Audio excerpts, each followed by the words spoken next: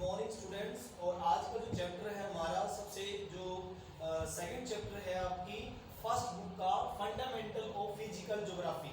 Fundamental of physical geography का जो chapter है वो हमारा जो चैप्टर है ये बहुत अच्छा इंटरेस्टिंग चैप्टर है। ठीक है, ओके। ये इसका मतलब क्या है? फंडामेंटल ऑफ फिजिकल ज्योग्राफी का मतलब होता है भौतिक भूगोल के मूलभूत सिद्धांत। भौतिक भूगोल यानी कि फिजिकल ज्योग्राफी उसके उसके सिद्धांत, मूलभूत सिद्धांत, ये मतलब होता है। और चैप्टर का नाम जो है इंटीरियर ऑफ द अर्थ। अर्थ का मतलब पृथ्वी, जिस पे हम रह रहे हैं, पृथ्वी के सरफेस पे हम रह रहे हैं। ठीक है, पृथ्वी के सरफेस पर बहुत सारी चीजें हैं। माउंटेन्स हैं यानी कि पहाड़ हैं, प्लेन एरिया मतलब मैदान है, कहीं पे रिवर्स है, कहीं पे रिवर्स के अलावा प्लाटू एरिया है, मतलब पठारी क्षेत्र है, मैदानी क्षेत्र है, पहाड़ी क्षेत्र है, और झील और नदियां भी बहुत सारी हैं यहाँ पर। तो इस अर्थ सरफेस पे ह्यूमन रह रहा है और भी बहुत सारे जीव जंतु रह रहे हैं। ठीक है, इस सरफेस को हम जहां पर रहते हैं उसको अर्थ क्रस्ट कहते हैं। देखो डायग्राम में लिखा हुआ है अर्थ क्रस्ट, ऊपर की भूपर पट्टी। हम ऊपर वाली अर्थ क्रस्ट पे मतलब भूपर पट्टी पे रहते हैं, और भूपर पट्टी को लिथोस्फीयर भी कहा जाता है। लिथोस्फीयर, ठीक है, उसको भूमंडल भी कहते हैं। लिथोस मतलब भूमि, लिथोस का मतलब जमीन होता है, जमीन या भूमि, भूमि होता है। और जहां पर भूमि मिलेगी, जहां पर जमीन होगी, चाहे वो इग्नियस रॉक्स के रूप में हो, आग्नेय चट्टानों के रूप में, चाहे वो सेडिमेंट्री रॉक्स के रूप में हो, चाहे वो मेटामॉर्फिक रॉक के रूप में हो। रॉक तीन प्रकार की होती है, इग्नियस, सेडिमेंट्री और मेटामॉर्फिक। ठीक है, तो कितनी प्रकार की रॉक्स जो होती है अर्थ सरफेस पे, उसको उस अर्थ सरफेस को हम लिथोस्फीयर कहते हैं, भूमंडल, उसको हम भूमि मंडल कहते हैं। ठीक है, तो इस पे हम रहते हैं। लिथोस्फीयर के ऊपर, लिथोस्फीयर नीचे तक है, वैसे मेंटल लेयर तक है लिथोस्फीयर। मेंटल लेयर अंदर की जो लेयर है जो पिघली हुई मोल्टन फॉर्म में, उसके अंदर तक लिथोस्फीयर फैला हुआ है। ठीक है, लेकिन हम लिथोस्फीयर के ऊपर वाले हिस्से में रहते हैं जहां पर जमीन है, पठार है, पहाड़ है, मैदान है, वहां पर हम रहते हैं। यानी कि ह्यूमन वहां पर रहता है और बहुत सारे जीव जंतु भी वहां रहते हैं और एक इकोसिस्टम बनाते हैं। एक बहुत अच्छा इकोसिस्टम बनता है। हर एक जीव एक दूसरे की, हर एक बायोम एक दूसरे की हेल्प करता है और हर एक जीव जंतु पेड़ पौधों पर डिपेंड करता है। तो यहाँ जो अर्थ क्रस्ट पे इकोसिस्टम बना हुआ है। ठीक है, लेकिन हमें तो अर्थ क्रस्ट के बारे में नहीं, हमें तो इंटीरियर ऑफ अर्थ के बारे में पढ़ना है। इंटीरियर ऑफ अर्थ का मतलब क्या है? पृथ्वी के अंदर, पृथ्वी की आंतरिक संरचना। इंटीरियर का मतलब है अर्थ के अंदर, सरफेस की बात नहीं कह रहे हम तो अर्थ के अंदर की बात कर रहे हैं। लेकिन अर्थ के अंदर जाया नहीं जा सकता, अर्थ के अंदर आप एंट्री नहीं कर सकते। अर्थ के अंदर बहुत ज्यादा गर्मी है, बहुत हाई हीट है। हाँ, यस, हाई हीट है। गौरव एक मिनट कि भाई जो है अर्थ सरफेस पे हम रहते हैं, तो अर्थ सरफेस के नीचे क्या है?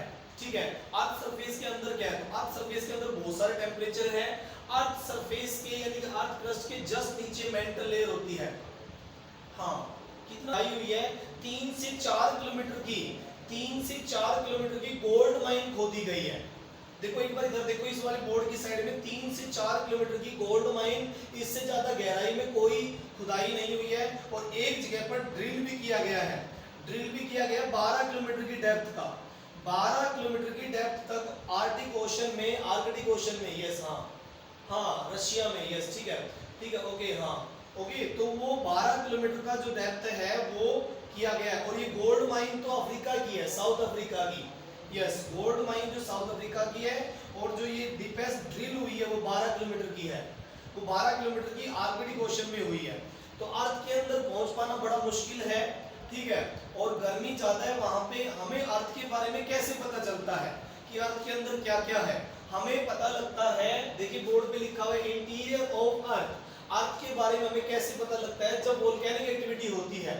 अर्थ के बारे में हमें तभी पता लगता है जब वोल्केनिक इरप्शन होता है। देखो वोल्केनिक मतलब जब ज्वालामुखी फटते हैं, जब ज्वालामुखी फटते हैं तब लावा बाहर आता है।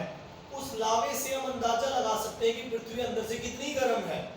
उस लावा जो कि गर्म तप्त लावा होता है उससे पता लगता है कि अर्थ कितनी गर्म है और अर्थ के अंदर क्या क्या मटेरियल पड़ा हुआ है, अर्थ के अंदर कौन कौन सी मेटल्स अंदर पड़ी हुई है, उनके बारे में हमें लावा से पता लगता है। और डस्ट बाहर आती है वोल्केनिक एक्टिविटी के टाइम में, यस डस्ट बाहर आती है, हाँ ठीक है,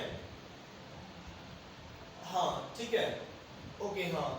अब देखिए उसके बाद में एक्सोजेनिक फोर्सेस, मतलब कि फिर डस्ट बाहर आती है, स्मोक बाहर आता है, मतलब धुआं बाहर आता है बहुत सारा वोल्केनिक एक्टिविटी टाइम पे, और फायर और आग भी बाहर आती है, और मैग्मा बाहर आता है, ठीक है।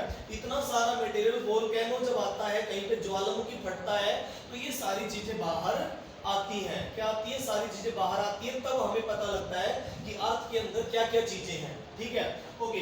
इसको जब वोल्केनिक एक्टिविटी होती है तो इसको हम इंडोजेनिक फोर्सेस कहते हैं, इंडोजेनिक प्रोसेस कहते हैं। पृथ्वी की आंतरिक हलचलें, पृथ्वी की आंतरिक हलचलों को हम इंडोजेनिक प्रोसेस कहते हैं, इनकी भीतरी हलचलें, पृथ्वी के अंदर की शक्तियां, एंडोजेनिक प्रोसेस वो होता है बार बार, और उसी से हमें अर्थ के बारे में अंदर से क्या है क्या नहीं है उसके बारे में हमें पता लग सकता है। और पृथ्वी के ऊपर होती है एक्सोजेनिक फोर्सेस, एक्सोजेनिक प्रोसेस, मतलब कि एक्सोजेनिक प्रोसेस का मतलब जैसे नदियां कहीं पर डिपोजिशन करती है तो मैदान बना देती है, या कहीं पर पहाड़ वगैरह है या माउंटेन हिल्स, छोटी मोटी हिल्स हैं उनको काट छाट कर वो छोटा कर देती है, कहीं पर विंड जब आती है तो बालू के टिब्बे बन जाते हैं, ठीक है। तो इस तरह से ऊपर अर्थ के सरफेस पे तो एक्सोजेनिक प्रोसेस होता रहता है, और अर्थ के अंदर इंडोजेनिक प्रोसेस होता रहता है। इंडोजेनिक मतलब अर्थ के अंदर होने वाला प्रोसेस, और एक्सोजेनिक मतलब अर्थ के सरफेस पे होने वाला प्रोसेस। तो अंदर जो प्रोसेस होता है, वोल्केनिक एक्टिविटी होती है या अर्थक्वेक आते हैं, तब हमें अर्थ के अंदर का पता चलता है कि अर्थ के अंदर क्या है। उससे हमें पता लगता है कि अर्थ के अंदर क्या चीजें पड़ी हुई है, कौन कौन सी चीजें हैं, कौन कौन सी लेयर है अर्थ के अंदर, अर्थ क्रस्ट के नीचे क्या है, कितनी गहराई तक अर्थ है, ठीक है। और अर्थ क्रस्ट के अंदर मतलब जो भी मोल्टन फॉर्म में है, जो पिघला हुआ है, वो क्या चीज है, अंदर कौन सी चीज पिघली हुई है, क्या चीज पिघली हुई है, उसके बारे में हमें वोल्केनो आने पर ही पता लगता है। इससे पहले हमें पता नहीं चलता, या फिर हम उसकी जगह पर फिर दूसरी चीजें जो कि डायरेक्ट और इनडायरेक्ट सोर्सेज होते हैं उनसे हमें पता लगता है, उनसे हमें पता लगता है, ठीक है। तो देखिए source of information, source of information, ठीक है, सोर्सेज ऑफ इंफॉर्मेशन मतलब कि इंफॉर्मेशन के सोर्स क्या है, इंफॉर्मेशन के सोर्स क्या, अर्थ इंटीरियर के बारे में, अर्थ इंटीरियर के बारे में क्या सोर्सेज हैं, अर्थ इंटीरियर के बारे में कैसे पता लगता है हमें, अर्थ इंटीरियर के बारे में पता लगता है वोल्केनिक प्रोसेस से। अर्थ कितनी गहरी है, अर्थ का रेडिएशन कितना है, 6370 मतलब कि 6370 किलोमीटर, ठीक है, 6370 किलोमीटर की गहराई में जो है क्या पाई जाती है, अर्थ की अंदर की गहराई है, मतलब 6370 किलोमीटर की गहराई है, ठीक है। मतलब कि अर्थ के अंदर जो है, यस हाँ, जो भी हाँ लेयर के बाहर भी ठीक मैग्मा है वो बाहर आके लावा बन जाता है और उससे रॉक्स बन जाती हैं, तो हमें अर्थ के बारे में पता लग जाता है, अर्थ के बारे में पता लग जाता है, ठीक है ओके।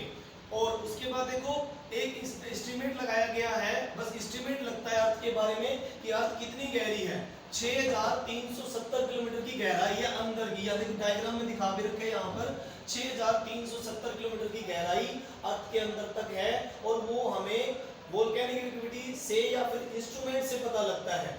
जो इंस्ट्रूमेंट होते हैं, रेज अंदर जाती हैं, मतलब कि जो एक्स रेज है, वाई रेज है, वो हम अंदर डालते हैं, उससे हमें पता लगता है कि अर्थ कितनी गहरी है। अर्थ के बारे में हमें तभी पता लगेगा जब उसके अंदर हम रेडिएशन डालेंगे, रेज डालेंगे।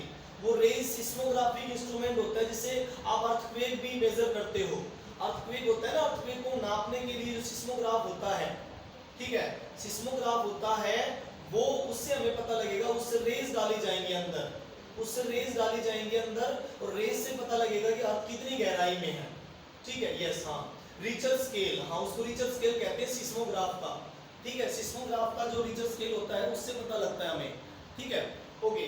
तो देखिए ये जो एस्टीमेट ही होता है, केवल एक एस्टीमेट ही होता है, ठीक है। और जो है अर्थ इंटीरियर के बारे में हमें केवल उसी एस्टीमेट से पता लगता है, मतलब कि हमें एक्चुअल तो अंदर का चल पाएगा, क्योंकि अर्थ इतनी गर्म है कि हमें अंदर का कभी पता नहीं चल पाएगा। ओके, बस केवल अंदाजा लगाया जाएगा, एस्टिमेट लगाया जाएगा भाई इतनी गहराई में मैग्मा पड़ा हुआ है, इतनी गहराई में उसकी दूसरी लेयर आ गई, फिर तीसरी लेयर आ गई, कोर आ गया, क्रस्ट आ गया, इस तरह से अलग अलग लेयर में वो पता चलेगा। ठीक है, ओके। दो टाइप के सोर्स होते हैं अर्थ इंटीरियर के बारे में जानने के लिए। अगर आपको पृथ्वी के अंदर का जानना है तो उसको दो टाइप से हमें पता लगेगा, डायरेक्ट सोर्स और इनडायरेक्ट सोर्स। इनडायरेक्ट सोर्स तो पृथ्वी के अंदर का टेम्परेचर और प्रेशर से पता लगेगा। पृथ्वी के अंदर मैग्मा का प्रेशर और जो टेम्परेचर होता है उससे हमें पता लगेगा। जब टेम्परेचर बढ़ेगा या घटेगा तब लेयर चेंज होगी। अर्थ के अंदर कौन कौन सी लेयर है वो टेम्परेचर और प्रेशर से पता लग जाएगा।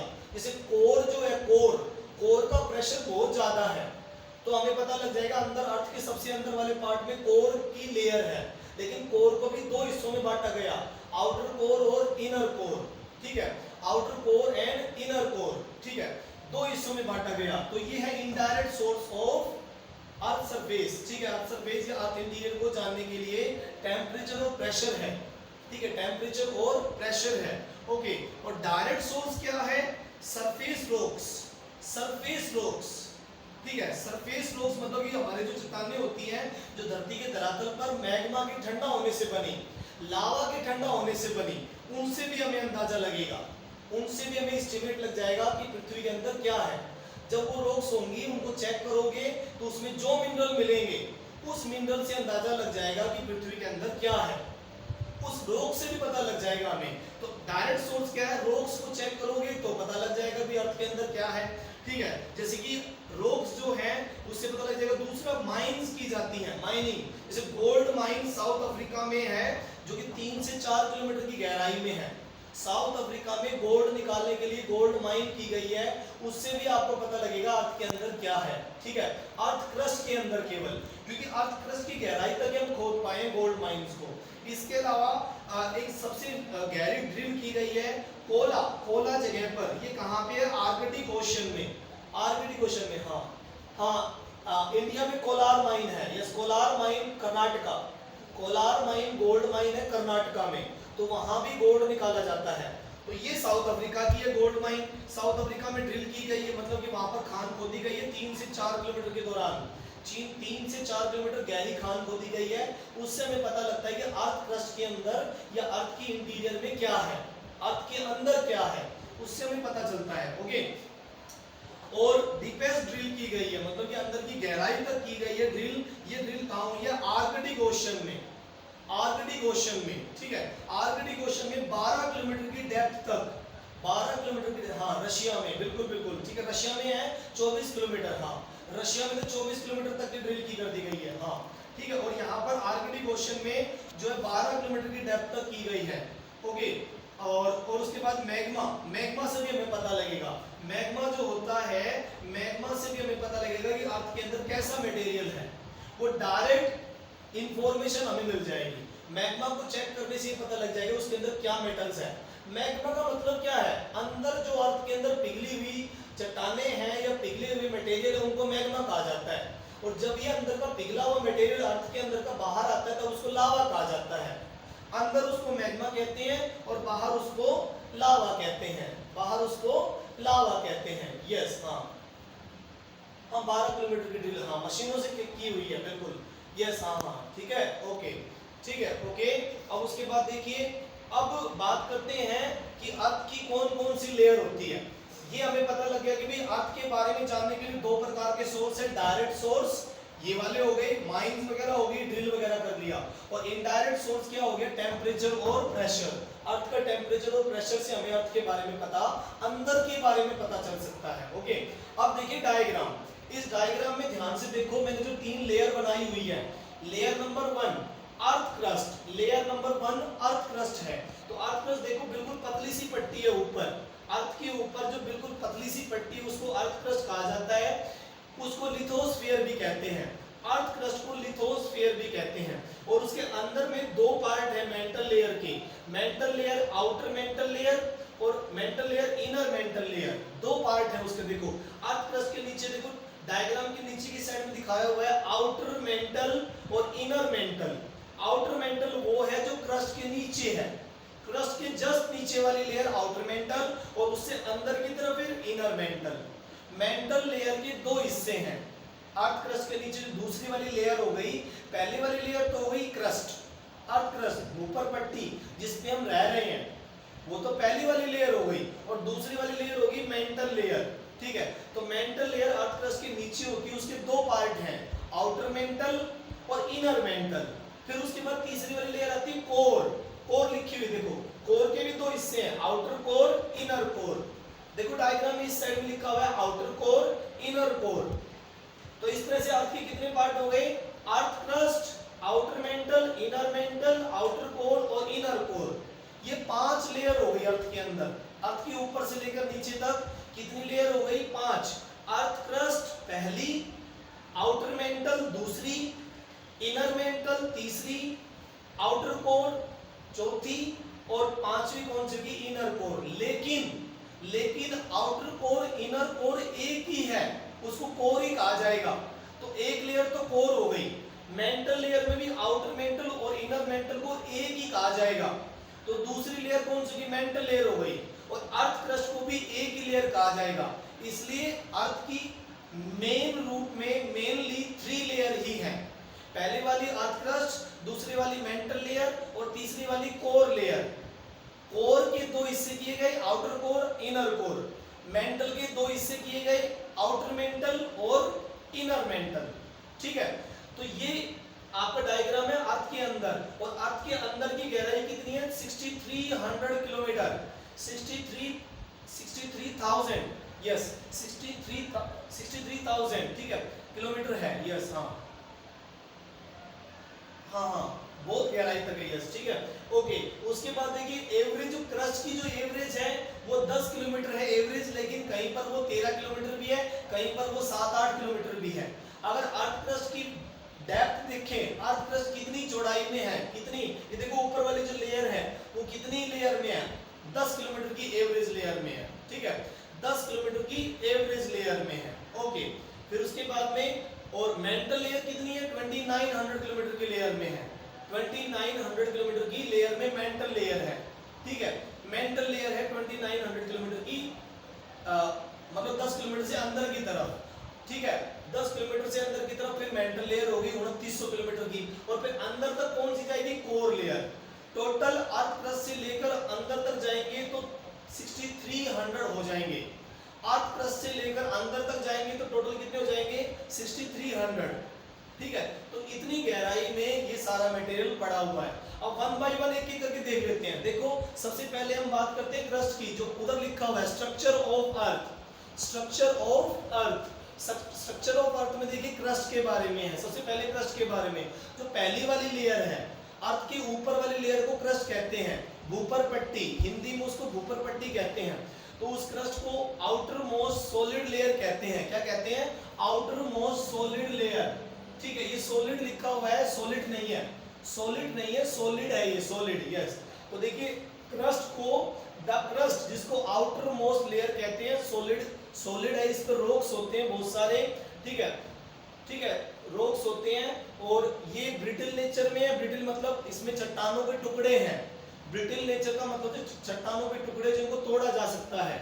और इसकी थिकनेस ओशियन सरफेस पे तो 5 किलोमीटर है, ओशन पे तो बिल्कुल पतली सी पट्टी है, और कॉन्टिनेंट पे यानी कि महाद्वीपों पे 30 किलोमीटर तक भी है, महाद्वीपों पे वो 30 किलोमीटर भी है। और जहाँ पे माउंटेन है, जैसे इंडिया में हिमालय पर्वत है, तो हिमालय पर्वत पे इस क्रस्ट की मोटाई कितनी हो जाती है, 70 किलोमीटर।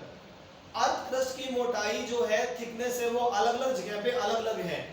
5 किलोमीटर की थिकनेस कहाँ पे, ओशन क्रस्ट पे, ओशन लेयर पे, और 30 किलोमीटर की कॉन्टिनेंटल क्रस्ट पे है, और जो है 70 किलोमीटर की हिमालय एरिया में है। 70 किलोमीटर की कहाँ है, हिमालय एरिया में है। ठीक है, हिमालय जो माउंटेन है जिसकी ऊंचाई काफी है, तो ऊंचाई तक देखो कि माउंट एवरेस्ट की 9 किलोमीटर तो माउंट एवरेस्ट ही हो गया, 8848 मीटर, 8848 मीटर की हाइट पे माउंट एवरेस्ट है हिमालय में। तो इतनी ऊंचाई 9 किलोमीटर तो उसी की हो गई, लगभग अप्रोक्सीमेट 9 किलोमीटर तो वो ही हो गया। और बाकी फिर डेप्थ हो गई। तो इस तरह से जो माउंटेन है जहां पर, वहां पर जो क्रस्ट की मोटाई कितनी हो जाती है 70 किलोमीटर, वहां पर 70 किलोमीटर हो जाती है। ठीक है, ओके। फिर अगला वाला देखो हैवियर रॉक्स, यहाँ पर इस क्रस्ट पे बहुत हैवी रॉक्स मिलती हैं। हैवी रॉक्स मतलब बहुत इग्नियस रॉक्स हैं, मेटामॉर्फिक है, बहुत सारी हैं। और कौन सी, बेसाल्ट की रॉक्स ज्यादा मिलती हैं, बेसाल्ट की चट्टानें बहुत मिलती है। बेसाल्ट मतलब हैवी रॉक्स, वो मिलती हैं। और इसके अलावा जो एवरेज डेंसिटी ओशन क्रस्ट में वो 2.7, ठीक है, 2.7 डेंसिटी है उसकी, 2.7 उसकी डेंसिटी है। ठीक है, तो ये हो गई आपकी क्रस्ट। ठीक है, अब बात करते हैं दूसरी वाली लेयर, मेंटल लेयर की। तो देखिए मेंटल लेयर बी पे लिखा हुआ है, बी मेंटल लेयर। तो मेंटल लेयर अर्थ क्रस्ट के जस्ट नीचे है। अर्थ क्रस्ट के नीचे मेंटल लेयर, उसके दो पार्ट है, मैंने बताए भी थे। एक पार्ट तो हो गया आउटर मेंटल और दूसरा पार्ट हो गया इनर मेंटल। दो पार्ट है उसके, इनर मेंटल और आउटर मेंटल। तो ये कितनी डेप्थ में है, 2900 किलोमीटर की डेप्थ में है, 2900 किलोमीटर की डेप्थ में है। ठीक है, 2900 किलोमीटर की डेप्थ में है। ओके, और मेन सोर्स ऑफ मैग्मा है। मेंटल लेयर में बहुत सारा मैग्मा पाया जाता है, बहुत सारा।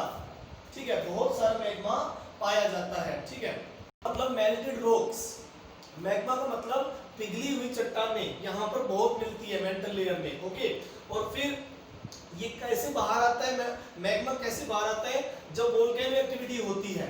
जब वोल्केनो आता है, जब चट्टानें टूटती हैं और ज्वालामुखी आता है, तब ये चीजें बाहर आती हैं, तब ये वोल्केनो से बाहर आता है मटेरियल, मतलब मैग्मा बाहर आता है। ओके, और दूसरा थिकनेस, थिकनेस मतलब कि इसकी जो लिथोस्फीयर की जो गहराई है वो 100 से 10 किलोमीटर से 200 किलोमीटर तक मेंटल लेयर में इसकी गहराई मिलती है, लिथोस्फीयर की। मैंने कहा था ना कि मेंटल लेयर में भी लिथोस्फीयर का पार्ट मिलता है। तो अर्थ क्रस्ट से लेकर मेंटल लेयर तक लिथोस्फीयर पाया जाता है। मतलब कि मेंटल लेयर में भी लिथोस्फीयर है और अर्थ क्रस्ट में भी लिथोस्फीयर है। ठीक है, तो ये हो गई दूसरी लेयर आपकी मेंटल लेयर, दूसरी लेयर। और थर्ड लेयर जो आपकी है वो कोर है। वो क्या है, कोर है। तो देखिए कोर के बारे में, कोर जो लिखा हुआ है यहाँ पे, कोर मतलब सबसे अंदर वाला पार्ट।